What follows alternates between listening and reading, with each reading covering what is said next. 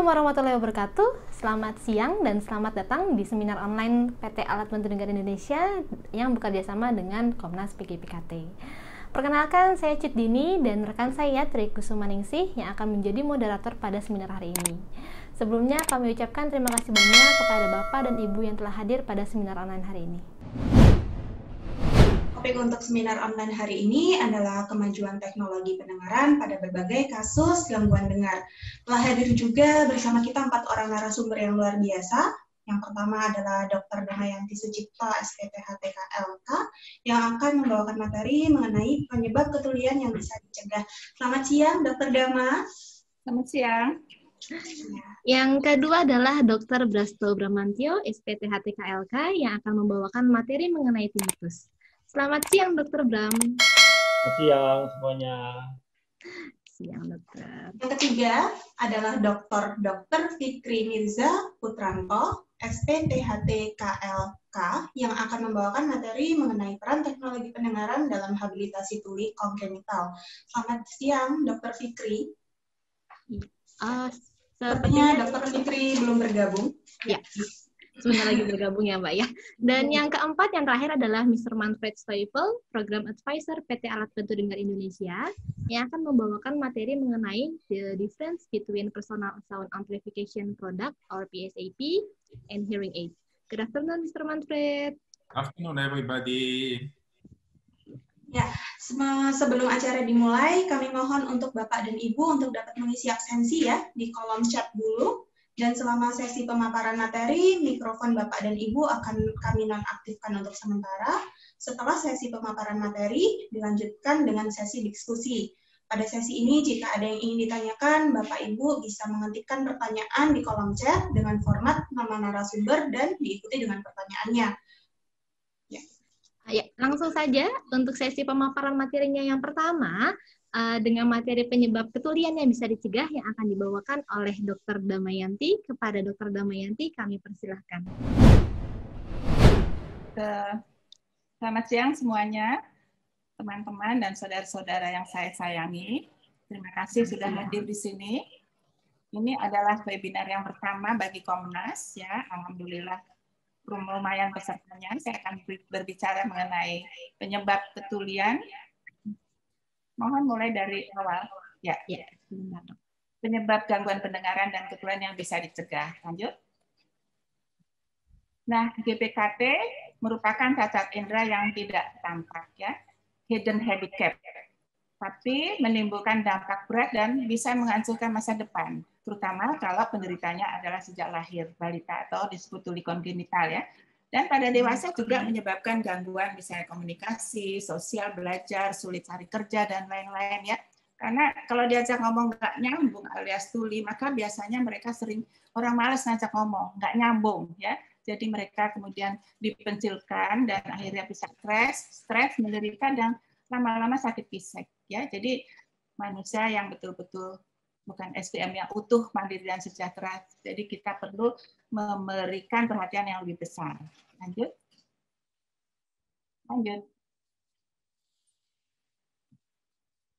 Nah, populasinya di dunia saat ini 466 juta. Dan diperkirakan nanti tahun 2050 akan menjadi 5.900 juta, yaitu dari 10 orang maka 1 orang akan tuli. Ini setengahnya di Asia Tenggara dan Indonesia nomor 4, ya. Dampaknya tadi sudah tahu, ya, jadi ya manusia yang kurang cerdas lah, jadi warga terbelakang tidak mandiri. Di Indonesia sendiri 4,6% dan 1 juta lebih, ya, mungkin sekarang sudah sampai jadi 2 juta, ya, tuli berat, ya, dan 5.000 sampai 10.000 itu bayi lahir tuli. Nah, gimana nih masa depan kita, ya? Kabar baiknya adalah 50%-nya itu bisa dicegah. Terus, ya. Lanjut. Nah, saya sebagai Ketua Komnas PGPKT yang dibentuk oleh Menteri Kesehatan merupakan mitra, ya. Tugasnya adalah membantu pemerintah menurunkan ketulian yang bisa dicegah, ya. Programnya adalah Sound Hearing 2030 yang sudah ditetapkan oleh WHO adalah 5 penyakit, ya. Tuli kongenital, OMSK, noise induced hearing loss, presbycusis, dan cerumen. Lanjut. Nah, Yang pertama yang paling berbahaya, paling berat ya, yaitu tuli kongenital, karena seperti tadi ya tidak punya masa depannya karena menjadi bisu tuli dulu disebut begitu demikian, sekarang dikenal sebagai tunarungu wicara. Tapi bayi yang lahir bertuli ini sebenarnya kalau kita laksanakan secara optimal punya masa depan yang gemilang. Yuk kita lihat lanjut. Nah, ini ya. Ini adalah video, coba ditekan. Video bayi lahir tuli tanpa laksana.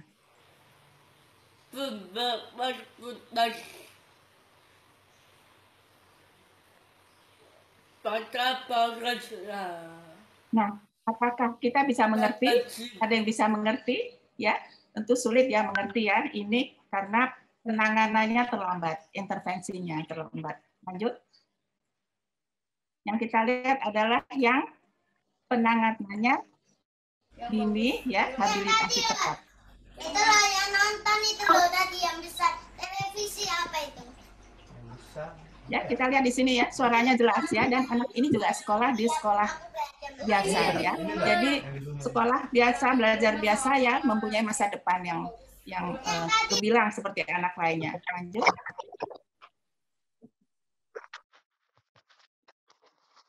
Jadi kita lihat ya bedanya yang ditangani dengan baik dan yang tidak ditangani dengan baik ya. Jadi tuli kongenital ini tidak bisa mendengar bicara, masa depan suram, kualitas hidup rendah.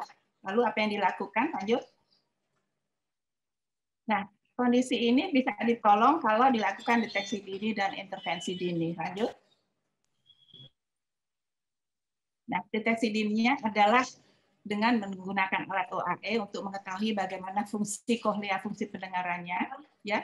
Kemudian intervensi dini adalah dengan memberikan alat bantu dengar dan operasi implan kohlea atau. Lanjut. Nah, ini yang sedang terjadi ya. Jadi ada yang menghubungi saya ya, kita semua.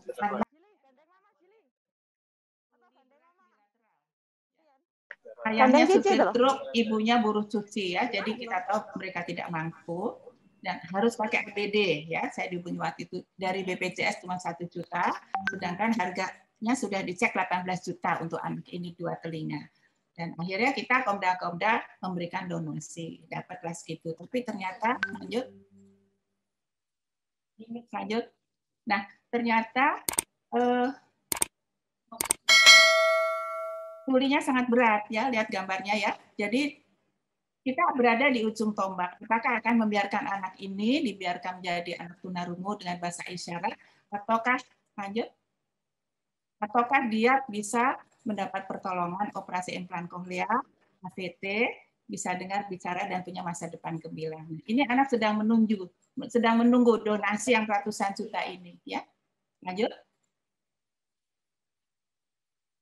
Nah, yang penting adalah pencegahan, ya, agar efek buruk bayi lahir tuli itu tidak terjadi. Pencegahannya terutama saat kelahiran bayi tuli dari mesti di dalam janin. Kemudian pencegahan bayi yang memang lahirnya sudah tuli ya, dideteksi sudah tuli agar tidak menjadi anak tunarungu. Caranya adalah deteksi dini dan intervensi atau habilitasi dini agar anak-anak ini bisa bicara normal, menjadi SDM yang mandiri dan cerdas seperti kita lihat anak yang tadi yang terakhir ya. Lanjut. Nah, pencegahannya adalah infeksi saat kehamilan trimester ya. Pertama, toxoplasmosis, rubella, cytomegalovirus, herpes, sifilis ya, TORS ya. Nah, yang kita lakukan adalah vaksinasi terhadap penyakit campak, rubella, meningitis gondongan, kemudian evaluasi pada wanita yang akan menikah, yang sudah vaksinasi atau yang akan hamil, kemudian tata laksana pendidikan baik pada ibu hamil. Lanjut. Nah, obat-obat ototoksik ya, kita lihat di sini ya. Dan itu juga menyebabkan gangguan pembentukan organ. Ya, lanjut. Semuanya itu menyebabkan sensorineural bilateral yang berat ya. Nah, ini kalau sudah lahir tuli lalu diapakan ya. Dan pertama-tama adalah kita harus mengetahui anak ini lahir tuli apa tidak, ya ada gangguan atau tidak. Jadi kita melakukan deteksi dini, screening pendengaran. Seharusnya dilakukan secara nasional ya, universal neonatal hearing screening. Di luar negeri sudah dikerjakan. Kita masih belum. Kita masih arah menuju ke arah itu ya. Ini beberapa Komda sudah mulai melakukan screening pendengaran bayi baru lahir. Lanjut. Nah, tentu kita harus melatih SDM dan perlu alat OAI di sini ya. Ini ada beberapa gambar. Lanjut. Di mana Komnas dan Komda PKP melakukan pelatihan bidan. Lanjut. Nah, selanjutnya nanti cerita selanjutnya akan dilanjutkan oleh Dr. Fikri ya. Nah, kemudian penyakit lain ya, penyebab ketulian OMSK.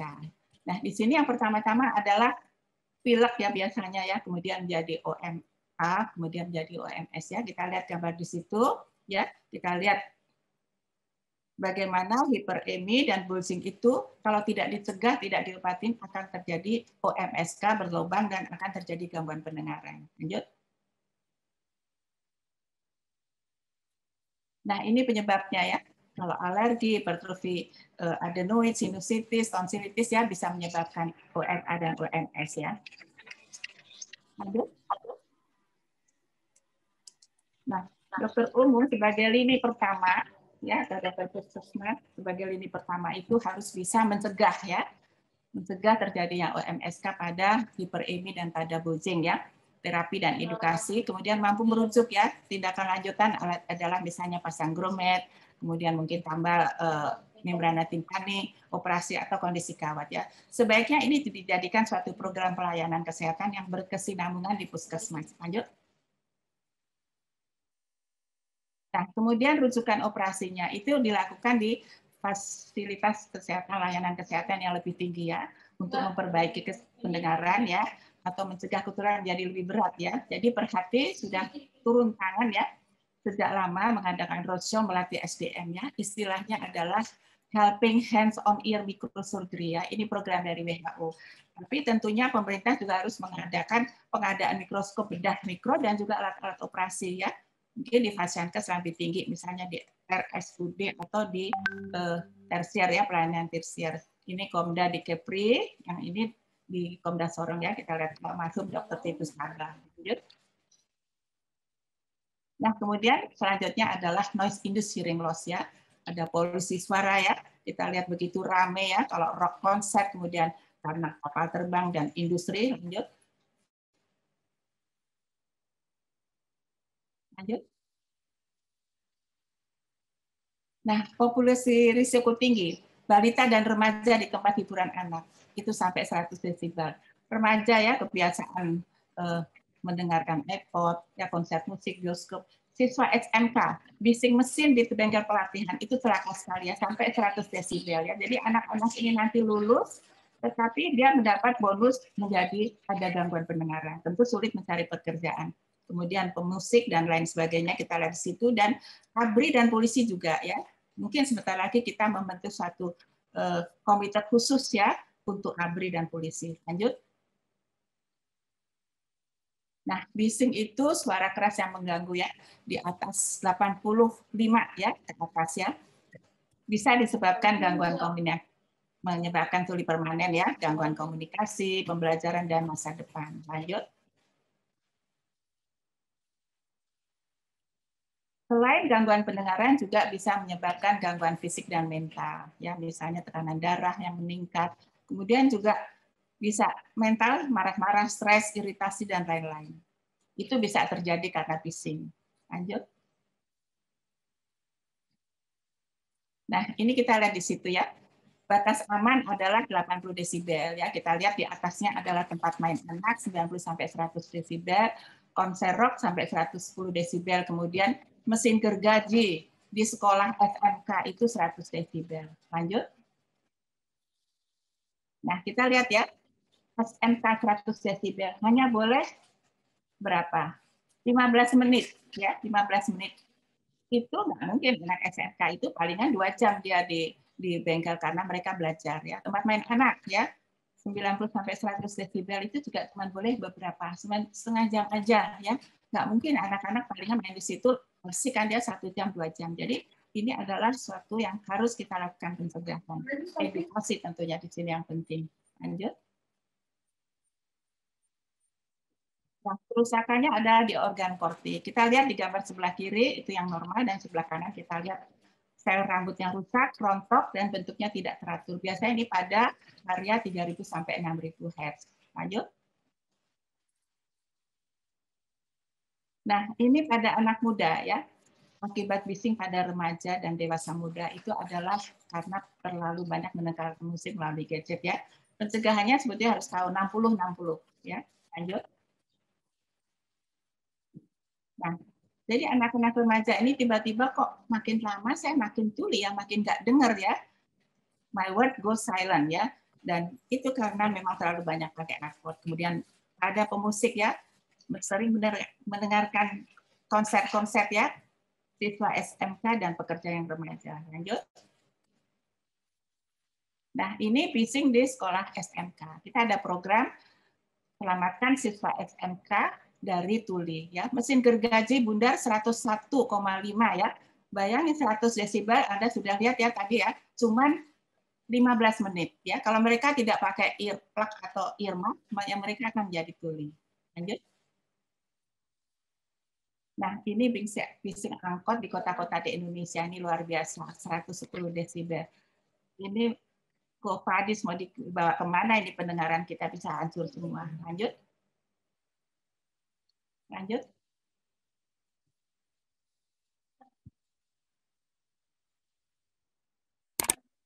Yuk, sekali lagi lanjut. Nah, ada juga bagian akibat kerja, ya occupational hearing loss ya. Ini bisa juga industrial occupancy ya. Biasa ada yang di kesehatan kerja itu sudah ada regulasinya ya. Kalau yang industrial lanjut, itu bisa akibat cairan ya, cairan taulen misalnya ya, itu bisa menyebabkan gangguan pendengaran. Heavy metal juga, misalnya spidol yang berbau wangi, hati-hati karena mengandung silen dan ini berbahaya jika dicium. Dicium-cium ya, biasa anak kecil main-main mungkin enak baunya nih dicium-cium. Lanjut. Nah, ini daftar beberapa obat-obatan ototoksik mungkin sudah pada mengetahui ya, dari antibiotik golongan tertentu, kemoterapi, streptomisin, kemudian golongan asam salisilat. Ini yang bersifat sementara, kina dan juga diuretik. Lanjut. Nah, pada presbikusis ya kita sudah tahu ini karena kondisi penuaan ya, dan ini proses alami ya, biasanya 30-50% lansia usia 65-75 ya mengalami itu. Kemudian pada yang lebih 75-50%. Jadi ini kalau mau jualan alat bantu dengar nih laku nih di sini ya. Lanjut. Nah, tulinya bersifat syarat, bertahap dan simetris ya. Biasanya pada frekuensi 1000 sampai 8000 ya. Lanjut. Nah, gejalanya tentu gangguan pendengaran, kemudian gangguan untuk mengerti percakapan, ya, cocktail party deafness itu mereka mengalami itu. Dan biasanya suara frekuensi rendah ya, suara pria itu mereka lebih dengar daripada suara tinggi, suara wanita atau suara kicauan burung, dering telepon tuh tidak dengar. Lanjut. Dan ini juga menyebabkan masalah fisik dan emosi, jadi pemarah, frustasi, depresi, ya, paranoid dan sebagainya. Lanjut. Diagnosisnya tentu anamnesnya lebih dari 60 tahun, gangguan pendengaran yang lambat, dan lain sebagainya. Membran timpani pasti utuh ya, kemudian kita bisa lakukan tes diagnostik, uji penala, audiogram, dan yang penting juga adalah audiometri tutur ya, karena mereka mengalami juga gangguan diskriminasi dalam berbicara, pendengaran bicara. Lanjut. Nah, dicegah tentu tidak bisa ya, tapi diperlambat bisa ya. Jadi neurotonik ya, vitamin, kemudian kontrol faktor risiko dan etiologi, misalnya penyakit-penyakit sistemik, diabetes, hipertensi, koroner, tentu harus hindari bising ya, obat-obat dan stres. Periksa rutin setiap tahun, diet yang tepat, dan tentu rehabilitasi dengan ABD. Lanjut. Nah, lansia dan ABD. Pemakaian ABD ini sangat penting ya pada lansia. Kadang-kadang kita mikir, sudahlah, udah nenek-nenek, udah kakek-kakek, udah ngapain lagi sih, mana mahal lagi gitu ya. Jangan biarkan ya orang tua kita lah, harus ya mendapat ABD, tidak ada kelainannya.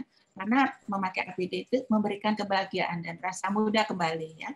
Program WHO adalah Hear Well and Happy Life for Elderly. Jadi tiap orang tua itu kasihlah mereka bisa mendengar ya, kasihlah mereka bantu dengar ya, sehingga mereka bisa berkomunikasi dengan keluarga dan lingkungan, sehingga merasa bahagia, tidak dipencilkan ya. Lanjut. Nah ini kita pernah ya bakso screening di beberapa tempat anti werda ya. Serumen ya semua sudah tahu lah ya, memenuhi yang telinga ya, mengembang jika ada air ya, jadi tiba-tiba pasien suka datang, aduh dok nih pagi-pagi habis mandi kok jadi budak ya gitu ya. Lanjut. Nah, Sound Hearing 2030 adalah program global ya, tadi sudah dijelaskan. Populasi tuli global itu 466 juta, menjadi 900 juta di tahun 2050. Aduh, jangan sampai ya, terutama di negara kita ini ya.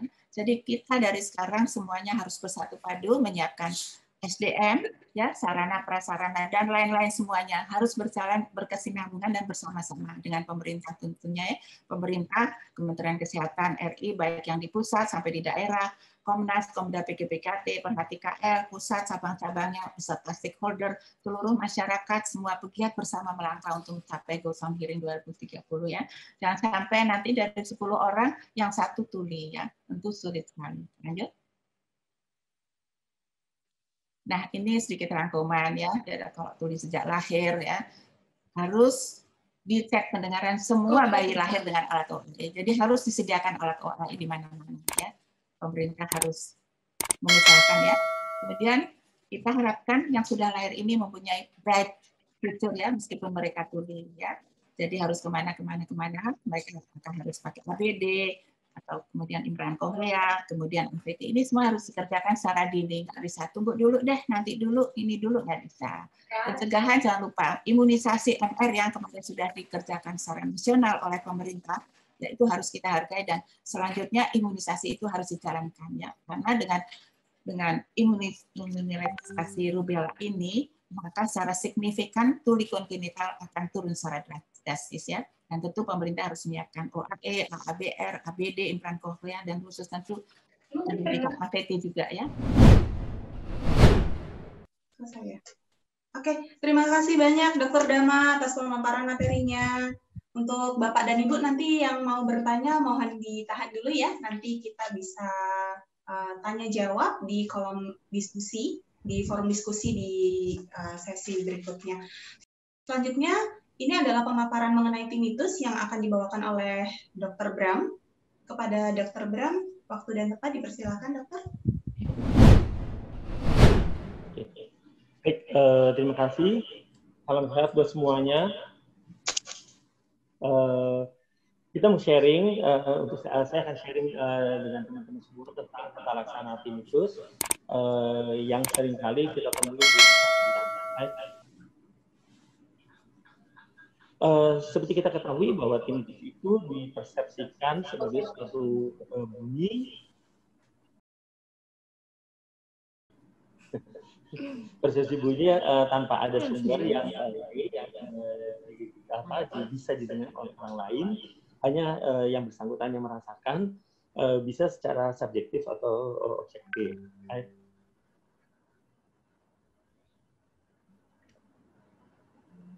Baik.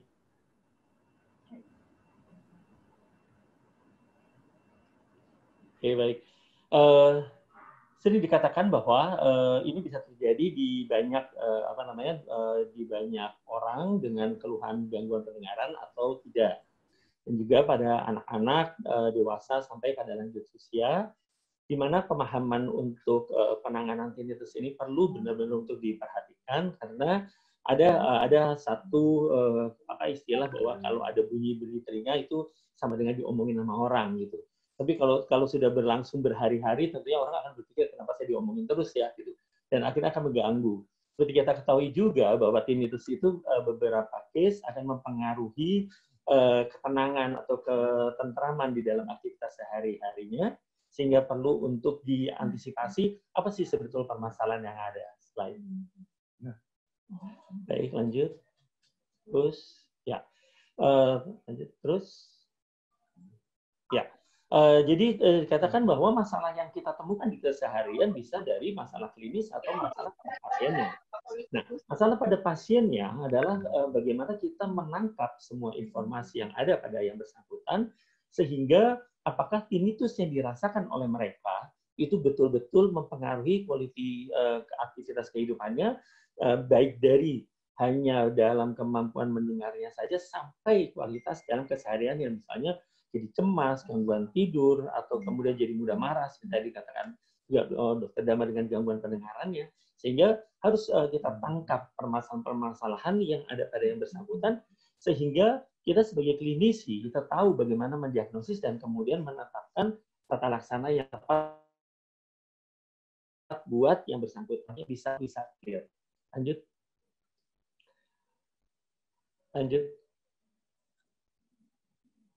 Slide.